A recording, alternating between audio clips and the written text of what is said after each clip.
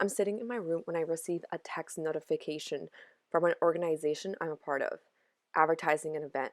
When the opportunity to networking arose, I decided to accept it, even though I wasn't completely sure about it. At first, in my mind, was telling me no, because I've become a bit of a homebody since the pandemic. But then I looked at my vision board and my goals. Networking and dressing up are on there. So I decided to say yes to work on my goals and face my fear. Many people ask me, "You're pretty and smart, so don't you feel confident?" I will say it openly today. Even at this point in my life, I don't feel confident to dress up and go out. I don't like the attention. Or, as I reflect more on this, is it that I've been conditioned to think people looking at me is bad? Whatever the reason may be, I don't want to dwell on it. I've been saving this particular yellow sweater for an occasion. Saving and waiting for the right day. That's right, waiting. Waiting for a party, for an invite. That's ridiculous. If I'm going to face my fears of dressing well, I need to practice daily to overcome it. Dressing well daily. Every day, I'm given the opportunity to wear what I want, when I want, and simply be myself. No more hiding, because for whatever reason, once I got out of my head, those limiting beliefs, dream killing, life sucking thoughts out of my head, I got out of my way.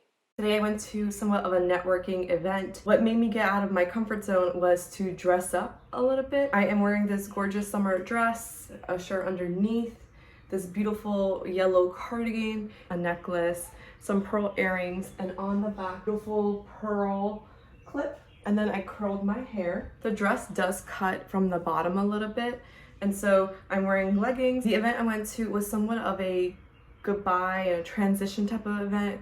For me, I went there to get out of my comfort zone, and I did it a step further. I got dressed up. I am at my sister's house, so if you hear background noises, I'm in my niece's room. It's all decorated with posters and stuff. When I got there, it wasn't, I didn't have those like immense like butterflies or felt so uncomfortable. I think I was so busy today that, and I kind of mentally did prepare. Talking about preparation, I prepared if someone was gonna ask me questions about who I am, what I do, questions to ask them back. Questions like, what is the name of your organization? How long have you been with this organization? I didn't need to use any of that because the people on our table were pretty talkative and things came up naturally, but I'm glad that I did the prep work in case I needed it. When I'm uncomfortable going to new places, something that I like to utilize is Google Maps.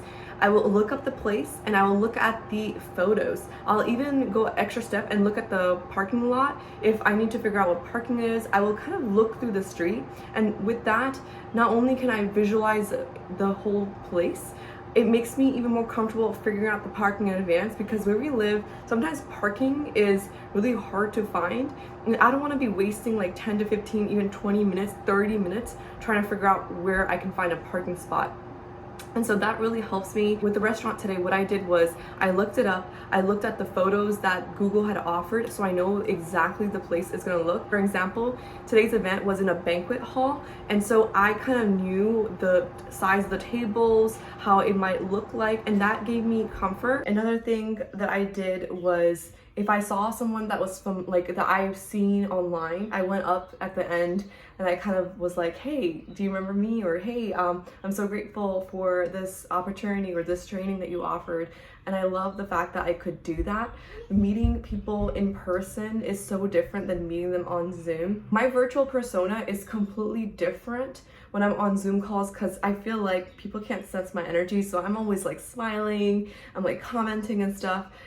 Another thing I want to add for this particular event that I learned about myself is that I can't be at these events and listen to other people speak for such a long time because it exhausts me. And for this event in particular, the lighting was so dim. By the way, it is sunny today.